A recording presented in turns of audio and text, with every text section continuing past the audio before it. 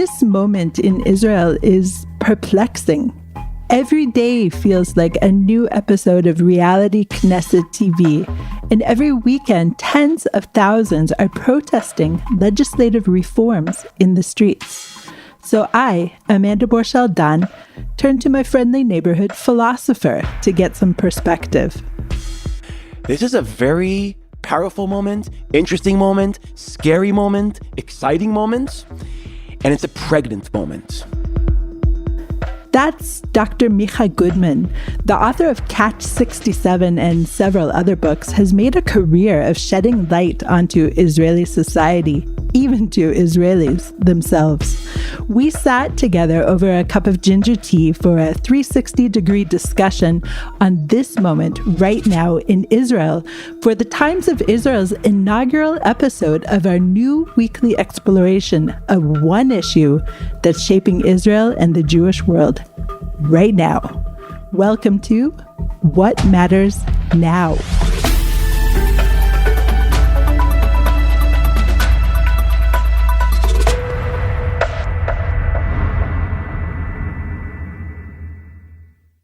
Micah, thank you so much for joining me today. Thank you so much, Amanda. It's great to be here with you. I always enjoy speaking with you, and I never know what you're going to say, which is such fun.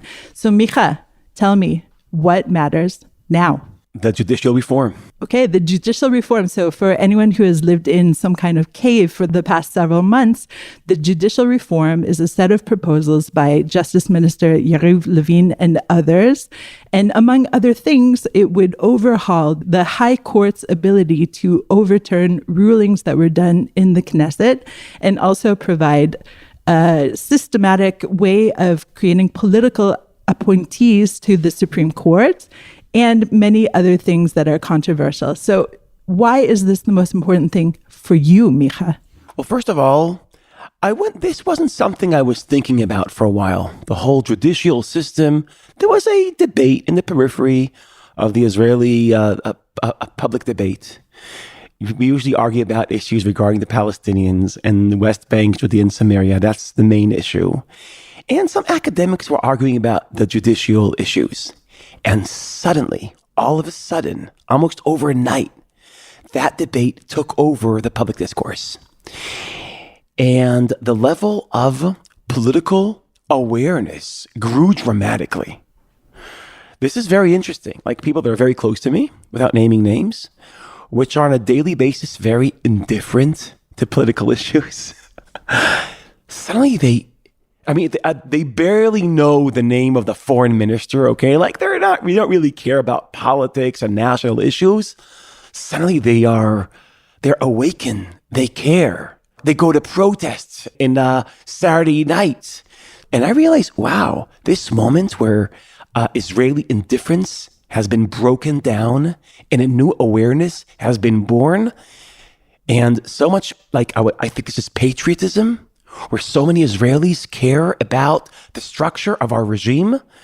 This is a very powerful moment, interesting moment, scary moment, exciting moment, and it's a pregnant moment. Okay, so let's talk about the protests. On any given Saturday night, it can reach up to 100,000 more if you combine all the different protests. But as someone mentioned to me recently, that's basically the funeral of a second-tier rabbi.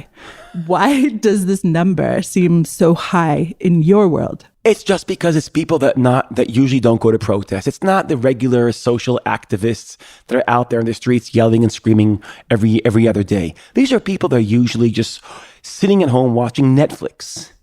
And something is pushing them out of their homes, out of their comfort zone. And the fact that so many different types of people, which are usually very indifferent to national issues, now suddenly are awakened and they care and they're protesting. That is one of the reasons why this moment is an interesting moment.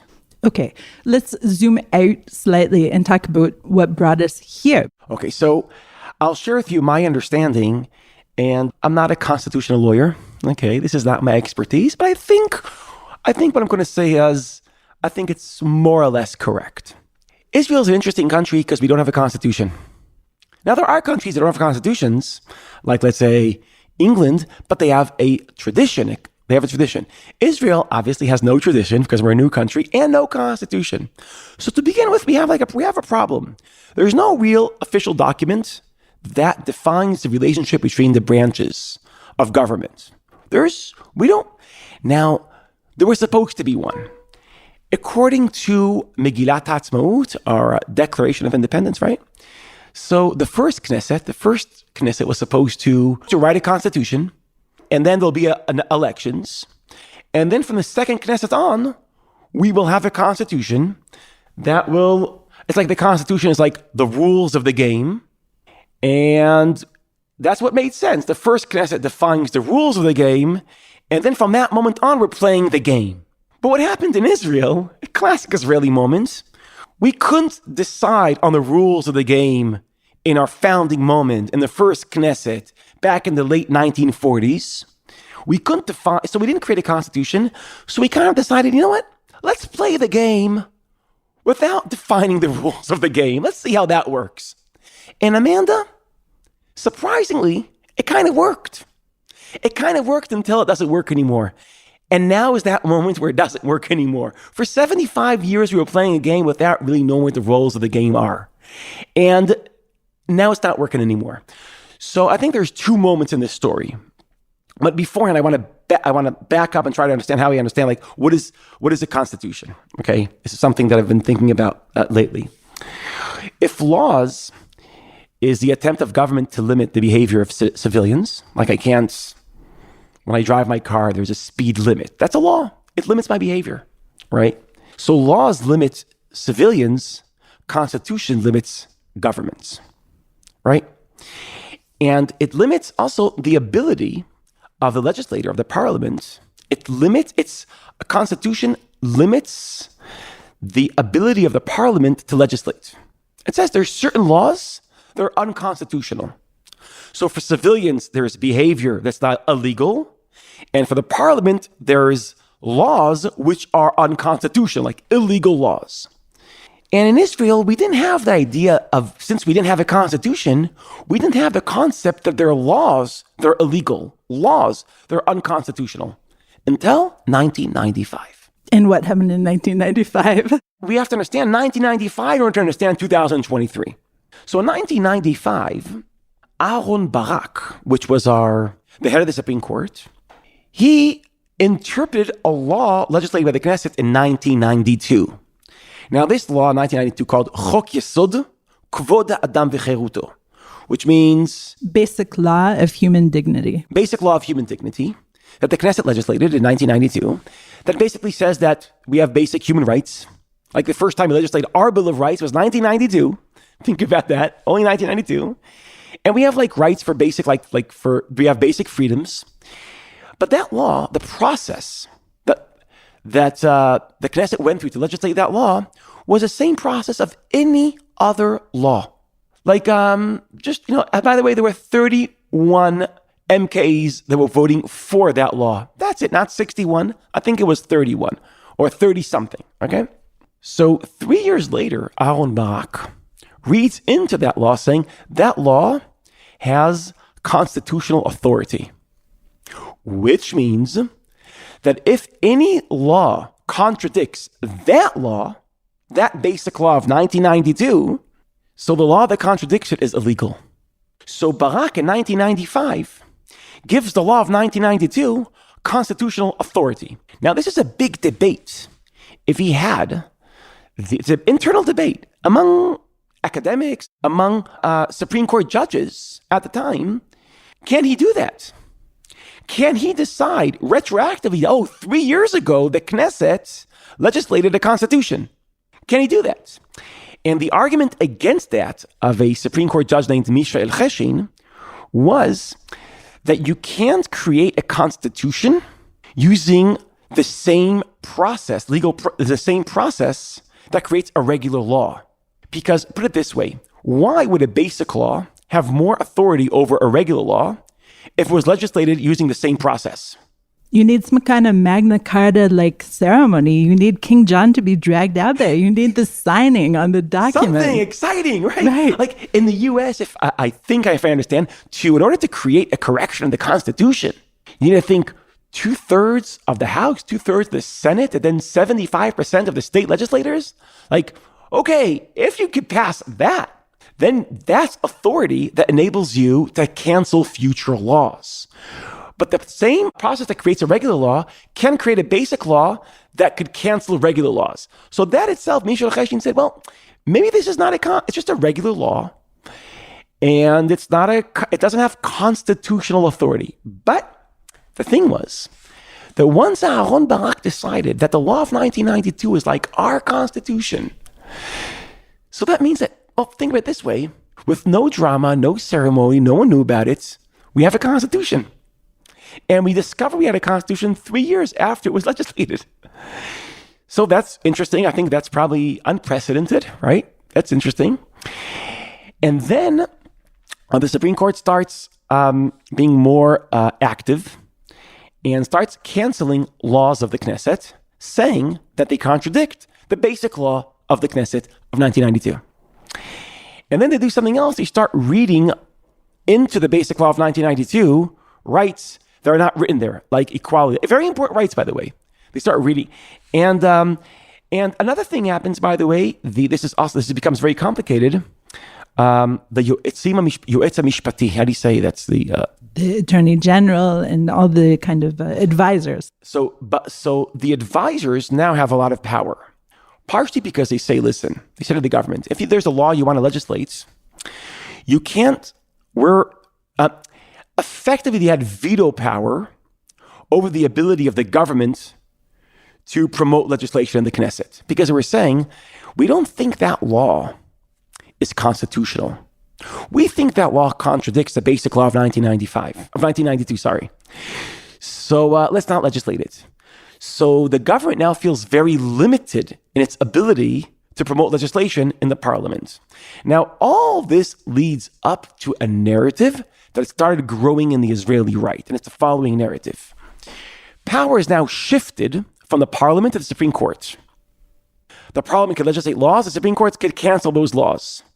And there's nothing the parliament can do about it. Once the Supreme Court cancels a decision of the parliament, there's nothing the parliament can do about it. It only has to obey. So if power is being shifted from the parliament to the Supreme Court, that means that civilians that are expressing their will every elections, choosing their representatives to represent the will of the people, well, when the legislative represent the will of the people, what they legislate becomes illegal.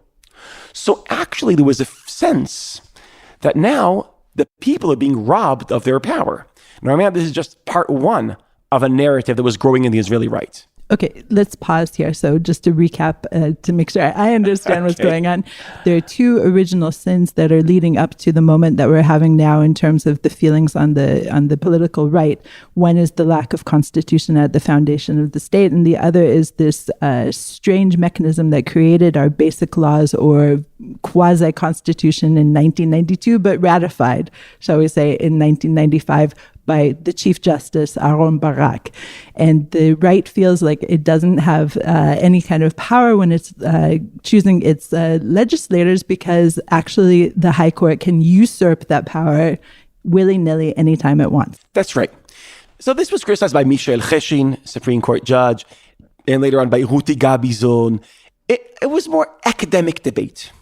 This issue did not divide Israeli politics. It wasn't like right-wingers were against the judicial reform of Aharon Barak and left-wingers were for it. It was an internal debate among lawyers and among professors. And in politics, they were debating West Bank, Judea, Samaria, Palestinians, settlements, that whole thing. But then a narrative was born that made this issue political.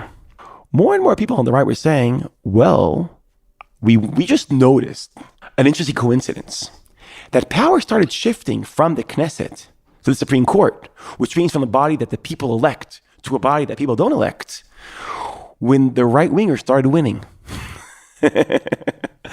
So a narrative was born that the left could not get itself elected. So what it did, it robbed the elected body from its power. And that's a way of people on the right, this interesting conspiracy theory on the right is that the left are sore losers. Is that because people that seem like they are on the left side of Israeli politics dominate the Supreme Court. So by moving power from the Knesset, which is mostly right-wing, to the Supreme Court, that is mostly left-wing, by doing that, the left that could not win an election still wins in the battle for power because the power has shifted the Supreme Court. So once that narrative became the dominant narrative, and that narrative started accumulating popularity and power, that led us to this moment. Now, now this moment is the counter-revolution. It's the pendulum swinging the other way. Extremely to the other way. Now, what Yariv Levin is doing, by the way, I don't think this reform will pass as it is. But just to understand this reform, this is not canceling Aharon Barak's constitutional revolution, shifting power to the Supreme Court. This is doing much more than that. This is saying, because it's a complicated reform, but I just want to mention two components of this reform. One is saying the Knesset can override any decision of the Supreme Court. And the majority it needs to override a decision of the Supreme Court is 61. Now, just to remind anyone that's listening, any coalition by definition has 61 in Israel. This coalition, the current coalition, has 64. 64. So even if 3 MKs stay at home, they still can override a decision of the Supreme Court. So it means that the Supreme Court's ability to cancel decisions of the Knesset because they're unconstitutional is now taken away from them. But there's another piece to this judicial reform of Yariv Levin, and that is that effectively politicians will appoint the Supreme Court judges. So if you add this up, this means politicians appoint Supreme Court judges, and then those politicians can cancel decisions of the Supreme Court judges. That seems to many people, myself included, by the way, as a violation of the balance between the branches. It's kind of like Barak's reform, just upside down. If the original sin of Barak's reform is that he violated the balance because he gave too much power to the Supreme Court, Yariv Levin is not restoring the balance, he is replicating the violation of the balance. Just this time, the power is shifting towards the Knesset. So, which takes me to why this moment is so pregnant. This is a metaphor, I love this metaphor of a moment that's pregnant. I know pregnancy, Micha. Let's hear it. You kind of know, yeah. Just we don't know what this moment is pregnant with. I want to sell, Amanda, I want to sell you two possibilities. Like, how does this end? Okay. So it could have a terrible ending, it could have a very powerful ending, this moment. And I'll try to sell you both two scenarios, okay?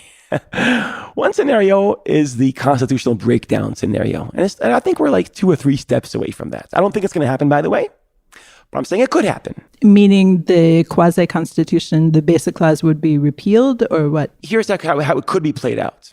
Let's say Yariv Levin's reforms pass, as Israelis say, al-maleh, completely.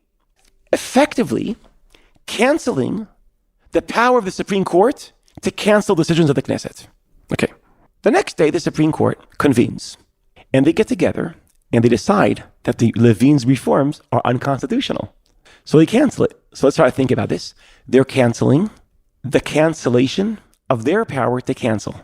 Well, it is all about cancel culture now, right? So That's it works. right. Yeah. But can you follow me logically? Yep. Let's say it against the clarity. It's the double negative. You have the Supreme Court who is canceling the power of Yariv Levin to cancel their own power. So we're at a To cancel their power to cancel. Right, exactly. Okay. So now we're at 0 and we're back to where we are today. No. Actually, I think we're in a new place in history. Okay. Because if the Knesset cancels the power of the Supreme Court to cancel the Knesset, and the Supreme Court cancels the Knesset's attempt to cancel the power of the Supreme Court to cancel the Knesset, I see your eyes, but I think you're following me. I hope. So here's where we are. The day later, as far as the Knesset is concerned, hey, the Supreme Court can't cancel us anymore. We canceled them. And the Supreme Court say, hey, we can cancel the Knesset because we canceled their cancellation of our power to cancel, right? Okay, so now we have 2 universes. the universe that the Supreme Court is living in, where it still could cancel decisions of the government. And the universe of the government is living where it's now liberated from the Supreme Court. Okay, so now let's say 3 days later, the Israeli military is sending soldiers to evacuate an illegal Palestinian post in Area C. It happens all the time. And the Palestinians petition to the Israeli Supreme Court and saying, listen, please stop them from doing this. And the Supreme Court looks into this and say, you know what, this is unconstitutional. So you tell the government, you can't do that.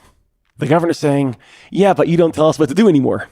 Okay, now we're in a very scary scenario. Let's say your name is Herzi Halevi. Herzi Halevi is our Ramatkal. Right, the head of the army. The head of the army. The Supreme Court told you, don't do it. The army says, we don't listen to them anymore. Go do it. Who do you listen to? Now, here's the thing, Amanda. Israel has managed to survive 75 years with our chief of staff, the head of the army, never facing this dilemma. And once our chief of staff, our head of the army, faces this dilemma, or the head of the police faces this dilemma, or the head of the Shin Bet of our FBI faces this dilemma, or the Supreme Court tells you one thing, the government tells you anything, and you don't know who you listen to, I can't imagine a scarier moment for Israeli democracy. It's like, you know how Ray Kurzweil, the futurist, he says, in the future, there'll be their singular moment. That's when AI passes our human intelligence. And he says, beyond that moment, we can't predict anything. It's like a black hole where there's new laws of physics. I think once we reach a constitutional moment, beyond that moment, anything could happen. It's the twilight zone. It's unfamiliar territory for us. And when people say that's the beginning of the end, the beginning of something horrible, I identify with that. Okay, but it doesn't sound like a pregnancy to me. It sounds more like a divorce parent situation. Yes. No, I'm saying this moment could lead, and we're 2 steps away. Just think about how close we are. Because when Israelis think about the end of Israel, we usually think about Iran, we think about other issues. I never thought that it could end because of this issue, because of a constitutional breakdown in Israel. But why would you not think that internal strife wouldn't fall the kingdom yet again? I mean, we've seen it already in history. You're right. This is what usually brought us down. So I don't think this is going to happen. I'm just saying the fact that we could see this happening within a few months, this constitutional breakdown is terrifying. But Amanda, I want to sell you a different scenario. All right, I'm all ears. Okay. When we look at the polls, this is what we see. We see majority of Israelis want to reform the judicial system. They think Aharon Barak went too far. But they don't want this reform, Yariv Levin's reform. They think it's too quick, too radical, too revolutionary. We want to reform, not this reform. A more subtle, more balanced reform. Or they'll put it, if liberal democracies are healthy, when there is a tension between the branches, between the Supreme Court and the parliaments. Barak violated the tension, gave too much power to the Supreme Court. Levin is violating the tension, giving too much power to the Knesset. What we want is the tension itself, to restore the tension. Now, the tension between those two bodies is a pain in the neck for them, for the politicians and for the judges. It's a massive, constant battle and headache for them. But it's their headache. Their headache is our liberty. Their tension is our liberty. And I think what most Israelis say, we need to restore the tension, not to replicate the violation of the tension, just this time towards the parliament. That's what most Israelis want, and there's something else they want. They think that these reforms that will restore the tension need to be done within the framework that will create broad consensus. You can't create a constitution or change the constitution without having real consensus. So those are, I think, the 2 aspects that most Israelis agree on. So here we have something very interesting. If I notice, from the point of view of history of ideas, it's interesting. People on the left, on the hardcore left, they don't want to make any changes in the judicial system. So people on the left are now very conservative. They want to conserve the status quo exactly the way they are. So left-wingers are thinking like right-wingers, okay? On the other hand, on the far right, you have people that want to be radical, change everything, revolutionize everything. It's just interesting. So you have right-wingers thinking like radical left-wingers. So what happens when the left is conservative and the right is radical? Okay. I love this. This is great. Yes. Okay. But most people in the soft right, soft left, and radical center, not just the majority, they want change as opposed to the conservative left, but not this change as opposed to the radical right. They want soft change that will restore the balance. So that's interesting. So I want to take this point and add it to something we said before. This moment has two qualities in it, if I feel it correctly. One, high alertness. I thought people that don't care about politics are protesting in the streets, high level of alertness, and invisible consensus, invisible consent. Right now, and this invisible consent is so interesting. We agree and we don't know that we agree because Israelis are today polarized in the street, polarized on social media, and they agree in the polls. We hate each other in social media, but we agree with each other according to the polls. This is, by the way, so absurd. This is such an Israeli typical paradox where we agree with each other in the polls and we hate each other in social media. It means that I don't think this will end up in civil war, but if it will end up in civil war, it'll be the most absurd civil war in the history of civil wars. It'll be a civil war between civilians that agree with each other. Okay, that's how weird this moment is. So if we add this together, political alertness plus political agreements, that could lead to a foundation of a real constitution for Israel. It could lead to a constitutional moment. And a constitutional moment means that Israel legislates, maybe it looks like this, something that's called Chok Yesod HaChakika, the basic law of legislation, which is something we didn't have for 75 years, that defines and designs the rules of the game. How many MKs does it take to override a decision of the Supreme Court? It can't be 61, maybe 67. They'll figure it out. How many maybe 70, maybe 80. Yes. How many Supreme Court judges does it take in order to cancel the decision of the Knesset? It can't just be like accidental. It has to be. And they'll figure out like the laws of the game that most Israelis could agree on. And then that means we finally have our version of constitution that we all signed up for. So that would be a very exciting moment. And I think this moment could lead, because that we are all highly engaged. We know that, and we also mostly agree. We just don't know that. If we put that together, this could. So, Amanda, if you're in a moment that could lead, on the one hand, to constitutional crisis, and on the other hand, to constitutional moments, and we don't know where this is taking us, I think that makes a very interesting moment. So who is the Moses to lead us out of the 75 years of the desert without this constitution? Who is the person to actually lead and take charge and bring this forward? That's a very good question. Right now, it's President Herzog. He's supposed to be the peacemaker. He's supposed to be the person that could shift Israeli history from constitutional crisis to constitutional moments. My dream is that we'll have like the Israeli equivalent of, Philadelphia back then. Right, a constitutional Congress. Exactly. And it probably won't be as dramatic, but like the president will have some kind of a constitutional Congress where serious people representing all communities in Israel will take advantage of this moment, where Israelis really care about our invisible constitution and express their invisible consensus and design a reasonable constitution. Or I would say, and we don't have to have a complete constitution. It goes, Chok Yesod HaChakika, a basic law defining the rules of the game is enough. It would be a tremendous achievement. And obviously we need, what's important is that this will happen if Bibi, Prime Minister Benjamin Netanyahu. Prime Minister Netanyahu will capture this opportunity. Okay, so let's talk about him a little bit. Okay. I don't know him like you do. I've never shared a stage with him or anything like that. And I read the review that you did of his biography, of his autobiography. And I just wonder if this is just a big fake out. If this is some kind of thing, like what we had several years ago with the annexation, which just seemed to be on the doorstep. It seemed to be almost happening, and then it all went away immediately once things got straightened out with the Abraham Accords. Is this kind of moment? Is he just bluffing everyone? So I think the analogy you're creating is fascinating. Let's unpack that. I think it was 2020, right? And all COVID years, all just one event, right? I think so. we thought we're going towards annexation. And that created a tremendous amount of anxiety in Israel, in the US, and in the Middle East. And then almost overnight, instead of annexation, we had peace. And we had the Abraham Accords.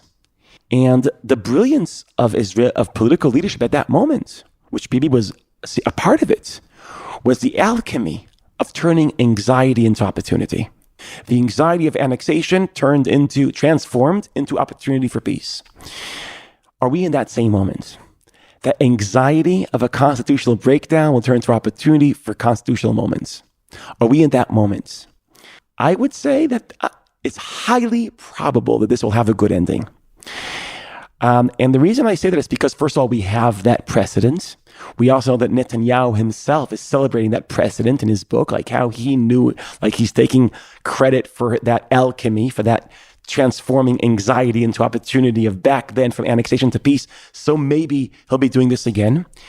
But also, I must say, what we see now is also a window into everything that's interesting and weird about this new government.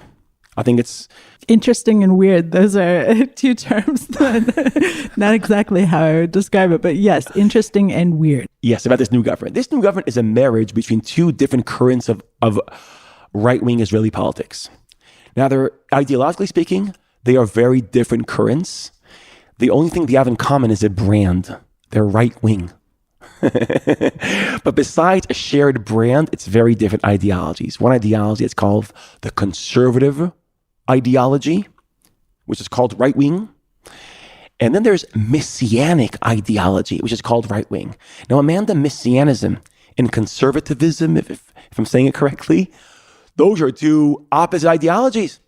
Let's try to drill into this, because this is very interesting, because this government is a marriage between opposites. And usually people say, this is a very homogeneous government. No, it's not. No, it's not. It's a very heterogeneous government. And conservative way of thinking is, I would say, has two components to it. One, I'm talking about specifically Bibi Netanyahu, which is conservative, has two aspects. One, understand that you can't predict the future, you can't predict the results of your own actions, and you definitely can't predict the unintended consequences of your own actions.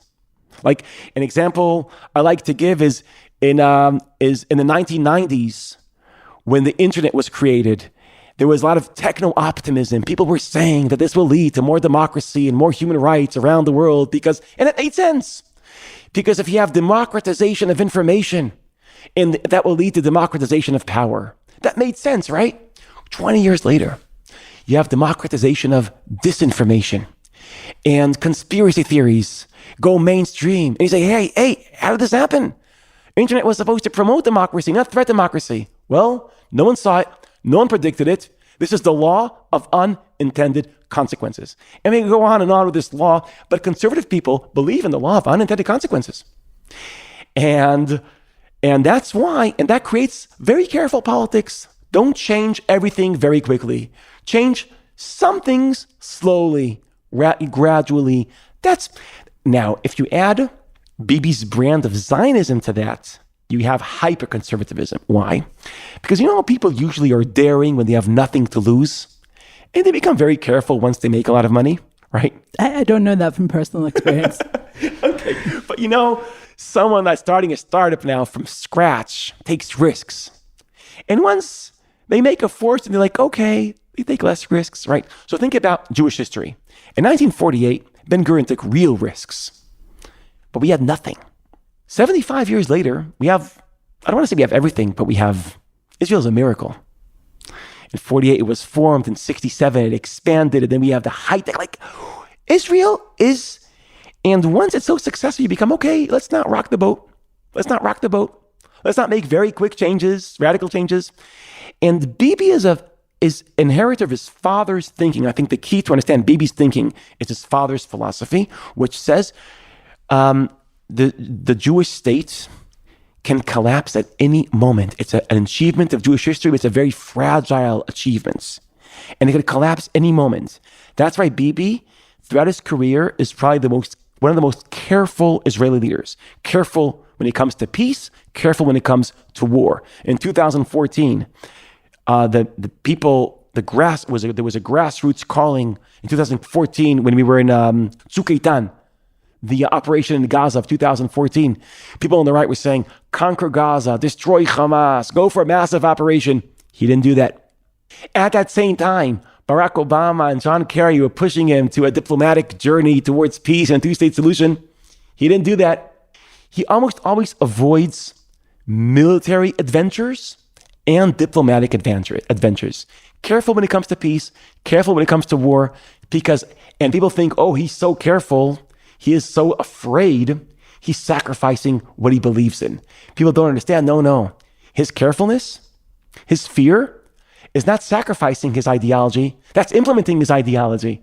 He thinks the state of Israel is a fragile achievement and we don't rock the boat. We don't know the unintended consequences. So that's Bibi's his partners are not conservative. His partners want dramatic change and they want it now. They are messianic. Now, you could become a radical thinker and think that you can predict the future and you can predict the results of your actions on history if you're on the left because Karl Marx gives you like a map of the future, or you're on the right because a prophet Isaiah gives you a map of the future. But when you have the confidence and you can predict because you know where history is going, like Marxists on the left or messianics on the right, if you know where history is going, then you feel very comfortable to do like radical changes because you can predict their results. So we have this government is a marriage between messianic right-wingers and conservative right-wingers. And I must say, Amanda, it's like, you know how you have, like in today, companies can give the same brand to very different products. Like you have the same brand for shoes and for chairs. The same name, the same brand. But, they're different products, different. So today in politics, very different currents of the right have the same name of right. By the way, the left has the same problem. I won't go down to the problems of the left. And now that is why this government is a marriage between two very, very different currents of Israeli right. And you have people on the right that want to completely, for example, the judicial reform, they want radical reform now.